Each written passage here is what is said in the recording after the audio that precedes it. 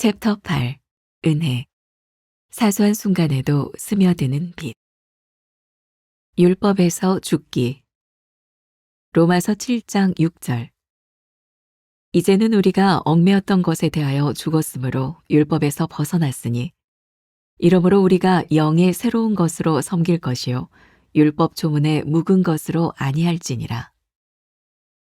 율법의 목적을 알아야 무거운 짐에서 벗어날 수 있습니다. 율법 자체는 선하지만 율법으로는 그 누구도 의롭게 될 수 없습니다. 율법의 역할은 거울처럼 우리 죄를 비추어 보여 죄를 깨닫게 하는 것입니다. 그러나 거울이 더러운 얼굴을 닦아줄 능력은 없듯이 율법은 죄를 알게 할 뿐 그 죄를 해결해 줄 능력이 없습니다. 율법 아래 살면 계속되는 실패와 죄책감으로 말미암아 좌절감만 쌓입니다. 율법에서 벗어나는 유일한 길은 오직 율법에 대하여 죽는 것뿐입니다. 율법에 대하여 죽으면 예수 그리스도 안에서 새로운 피조물이 됩니다. 사도 바울은 우리가 얽매였던 것에 대하여 죽었으므로 율법에서 벗어났다고 선언합니다. 이는 그리스도와 연합함으로써 율법의 지배하에서 벗어남을 의미합니다. 이전의 모든 묵은 방식에서 벗어나 오직 예수 그리스도 안에서 새롭게 될 때 새로운 피조물로서 하나님을 섬길 수 있게 됩니다. 신앙인은 율법이 아닌 사랑과 은혜의 법으로 살아야 합니다. 하나님은 우리가 율법을 지키기 위해 전전긍긍하는 것을 원하지 않으십니다. 자녀를 향한 부모의 사랑은 그 법이 요구하는 것 이상입니다. 진정한 그리스도인의 삶은 내주하시는 성령의 인도를 따라 사는 삶이지 어떤 행위를 해야 할지 고민하는 삶이 아닙니다. 그러므로 하나님의 사랑과 은혜의 법에 기대어 사십시오. 그러면 진정한 기쁨과 자유를 비로소 맛보게 될 것입니다. 나는 율법 대신 사랑과 은혜의 법으로 살아갑니까? 율법의 목적을 이해하고 그 짐을 내려놓았습니까? 예전 방식에서 벗어나 새로운 피조물로서 하나님을 섬깁니까? 오늘은 185번째 말씀, 율법에서 죽기라는 제목입니다. 어제 그제부터 우리는 그 자유함, 자유로 날다, 또 은혜에 대한 말씀을 나누고 있습니다. 어떻게 하면 우리가 은혜를 누리며 살아갈 수 있을까요? 어떻게 하면 우리가 자유롭게 살아갈 수 있을까요? 저는 늘 그런 생각을 해요. 우리 크리스찬들이 기쁘고 행복했으면 좋겠다. 저는 우리 그리스도인들에게 기쁘고 행복함이란 은혜 가운데 사는 것이라고 생각하고 자유함을 누리며 사는 것이라고 생각해요. 제가 이런 얘기 하지 않아도 자유와 방종의 차이는 우리들이 알 것 같아요. 하나님의 은혜를 입은 사람들이 자율적으로 누릴 수 있는 것이 자유함이지 우리의 육신의 소욕을 따라 자유롭게 살아가는 것을 자유함, 은혜라고 이야기하지 않습니다. 그것은 방종입니다. 우리가 이 자유함을 누리기 위해서 먼저 선행해야 될 것이 있다. 그게 뭐냐면 율법에서 죽는 것이에요. 이런 간단한 찬양이 있습니다. 내 안에 사느니 예수 그리스도니. 짧은 찬양인데 우리 같이 한번 불러보고 말씀으로 들어갈까요? 내 안에 사느니 예수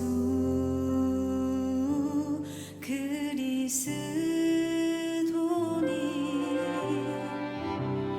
나의 죽음도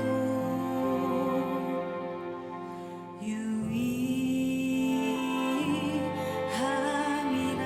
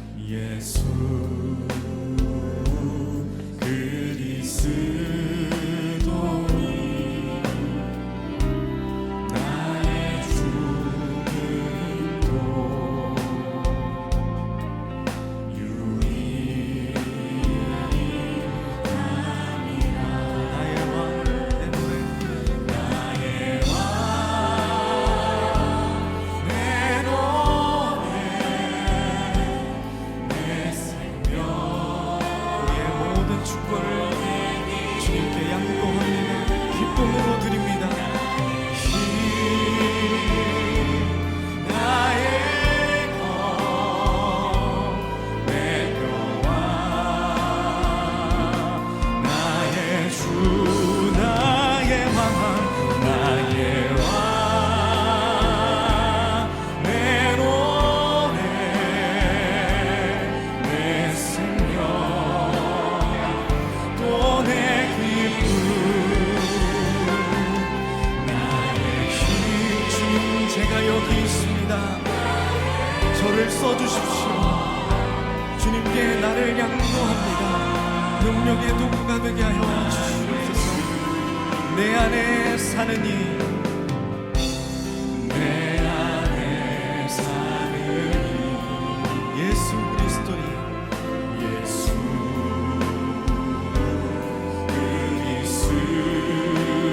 그리스도니 나의 죽음도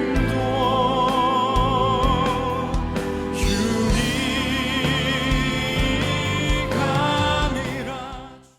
참 신비롭죠?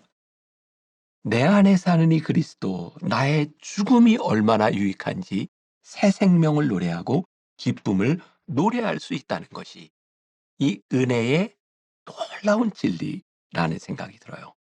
여러분들 책 첫 번째 문단에 율법의 목적을 알아야 무거운 짐에서 벗어날 수 있습니다.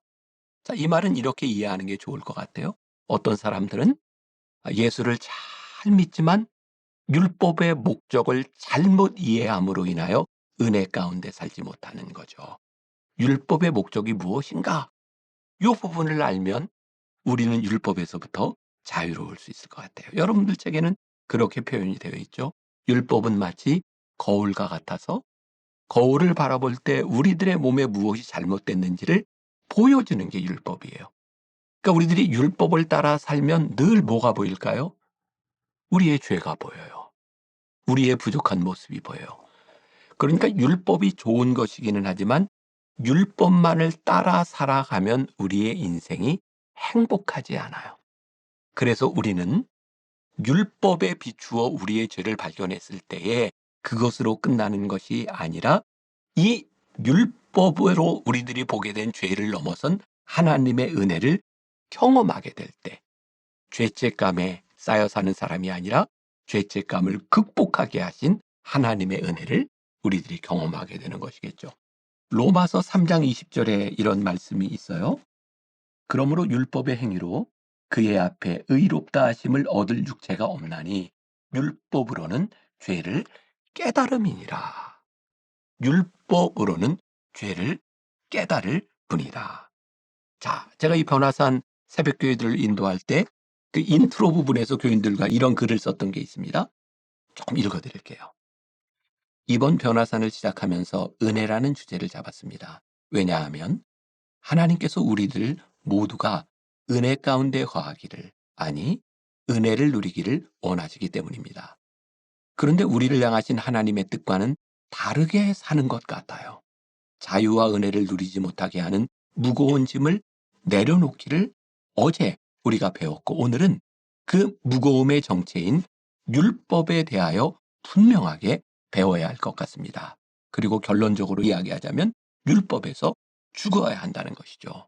어느 가정에서 남편은 항상 아내가 엉덩이가 뚱뚱하다고 해서 당신은 엉뚱한 여자야 라고 불렀습니다. 그러면 아내는 화가 나서 특별히 공부도 못하면서 대가리만 크다는 의미로 남편을 향해 당신은 특공대야 라고 말하곤 했습니다. 그러니 매일 아침 저녁으로 이 가정이 어떻게 될까요? 날마다 지지고 볶는 콩가루 집안이 되곤 하였습니다.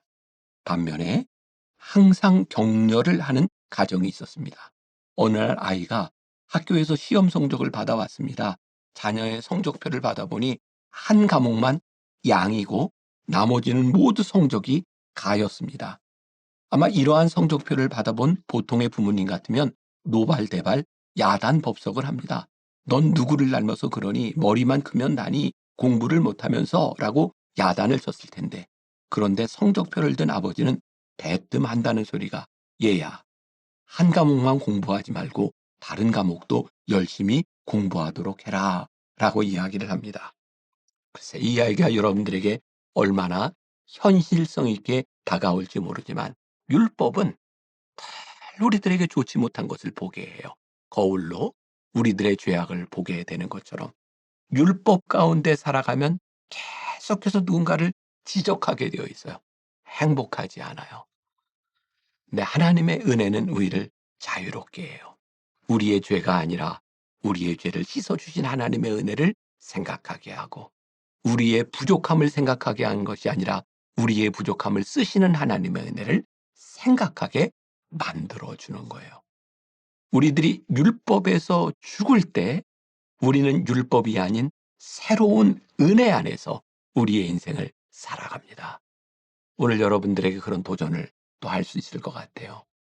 지금까지 살아왔던 우리의 방식은 율법적이었는가? 아니면 은혜의 삶을 살았는가? 만일 우리가 율법적인 삶을 살았다고 하면 오늘 율법에서 우리들이 죽는, 율법의 조항에 더 이상 적용받지 않는 삶의 모습은 어떤 것인가를 생각한다면 좋을 것 같다는 생각이 들기도 합니다. 두 번째 문단, 율법에 대하여 죽으면 예수 그리스도 안에서 새로운 피조물이 됩니다. 사도 바울은 끊임없이 새로운 피조물에 대한 이야기를 하죠. 새로운 피조물, 새로운 피조물. 어떻게 우리는 새로운 피조물로 율법의 적용을 받지 않고 살아갈 수 있을까요? 이 부분도 제가 그날 새벽 설교에 썼던 내용인데 조금 읽어드릴게요. 이런 상상을 해보세요. 먼저 고대 소설 한 편을 소개하겠습니다. 저자는 사도 바울, 제목은 폭군 남편. 어떤 여인이 결혼하여 사는데 남편이 거의 폭군 수준입니다. 아니, 거의 완벽을 추구하는 사람입니다. 아내의 잘못, 아니 부족한 면이 보일 때마다 지적하고 비난합니다. 그런데 남편이 힘이 있어 이 여인이 남편에게 대응을 할 수 없습니다. 처음에는 그 지적대로 고쳐보고 살아야겠다고 생각했는데 노력하면 할수록 자꾸 요구하는 것이 많아지고 이제는 도저히 자신의 능력으로 살 수 없는 지경에 이르게 되었습니다. 그런데 그 남편에게서 벗어날 길이 없는 것입니다. 완벽한 남편은 시간이 가면 갈수록 규칙들을 많이 만들고 이제 아내는 시름시름 앓기 시작합니다. 생기를 잃기 시작합니다. 살아야 하는 이유도 발견할 수 없습니다. 모든 기쁨이 사라져버렸습니다. 이 부분에 대하여 성경은 태초부터 설명하고 있습니다. 에덴 동산에서 아담과 하와가 살던 시절에 율법나무, 즉 선과 악을 구별하게 하는 선악과가 있었습니다. 하나님께서는 그것을 먹지 말라 하셨습니다. 인간은 선과 악을 구별하고 적용하면서 살 수 있는 완전한 존재가 아니라 하나님의 은혜를 누리면서 사는 존재이기 때문이지요. 선악과를 먹는 순간 아담에게서 중요한 것이 바뀌었습니다. 아내를 사랑하는 것보다 그녀가 무엇을 하는지가 중요하게 된 것이지요. 그래서 왜 선악과를 따먹었느냐고 질문하며 아내를 감싸기보다는 그녀 때문이라고 정죄합니다. 하나님께서 만들어주신 존재에 대한 감사가 아니라 그녀가 한 행위에 대한 비난이 정당성을 가지게 됩니다. 사랑하는 여러분, 여러분을 가장 힘들게 하는 것은 여러분들 주변에 있는 존재들 때문이 아니라 그 존재들을 판단하는 것 때문에 일어나는 정죄감과 죄책감이라는 사실을 아십니까? 그런데 인간은 그런 판단을 내리고 또 스스로 괴로워한다는 것입니다. 왜냐하면 그 순간 기쁨을 앗아가 버리기 때문입니다. 그럼 이런 관계에서 아내가 바라는 것은 남편이 빨리 죽는 것입니다. 그렇지 않고는 벗어날 길이 없기 때문입니다. 아무리 다른 좋은 남자가 있어도 남편이 살아있는 한 그 남편을 생각하거나 같이 한다는 것은 간음죄를 범하는 것이기 때문입니다. 그래서 율법에서 우리가 죽어야 하나님의 은혜의 법이 우리 가운데서 적용되기 시작하는 거예요. 힘들겠지만 여러분들의 삶, 여러분들의 신앙을 옥죄는 그 율법이 뭔지, 누군가를 향해 정죄하며 내 마음을 힘들게 하는 것에 대한 정체는 무엇인지 생각해 보면 그게 우리 안에 있는 율법이에요. 우리가 율법에서 죽어야 하나님의 법이, 은혜의 법이 우리를 다스리기 시작해요. 저는 이 말, 그 책 제목이지만 참 좋아요. 은혜가 다스리는 삶. 오늘 하루 여러분들에게 은혜가 다스리는 삶이 되었으면 좋겠다. 그리고 오늘은 이 찬양이 여러분들 뇌릿속에 쫙 맴돌았으면 좋겠어요. 오직 주의 사랑에 미여 내 영 기뻐 노래합니다. 그 마음으로 누군가를 바라보게 될 때 우리는 정죄함과 죄책감이 아니라 우리와 동일한 은혜로 누군가를 바라볼 수 있지 않을까요? 오늘 여러분들 마음속에 담대하게 나는 율법에서 죽었어. 그리고 은혜로 살았어. 이런 고백이 있는 하루가 되기를 간절히 소원합니다. 기도하겠습니다.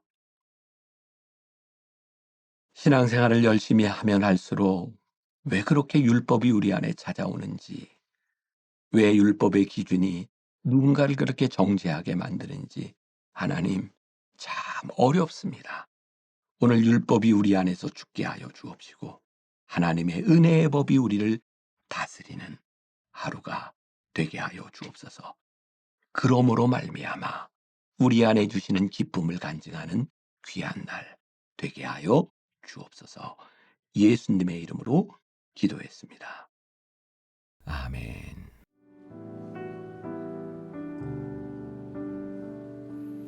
오직 주의 사랑에 매여 내 영 기뻐 노래합니다. 이 소망의 언덕 기쁨의 땅에서 주께 사랑드립니다. 오직 주의 임재 안에 갇혀 내 영 기뻐 찬양합니다. 이 소명의 언덕 거룩한 땅에서 주께 경배드립니다. 주께서 주신 모든 은혜 우리가 처음 주님을 만났을 때를 기억해봅니다. 주님의 크고 놀라운 사랑, 그 은혜와 사랑을 전하고 싶어서 주님의 제자가 되겠다고 결단했던 그 시간을 기억합니다. 주께 내 삶들이 주께서 주신 모든 은혜, 주께서 주신 모든 은혜 나는 말할 수 없네. 내 영혼 즐거이 주 따르렵니다. 주께 내 삶 드립니다. 내 영혼 즐거이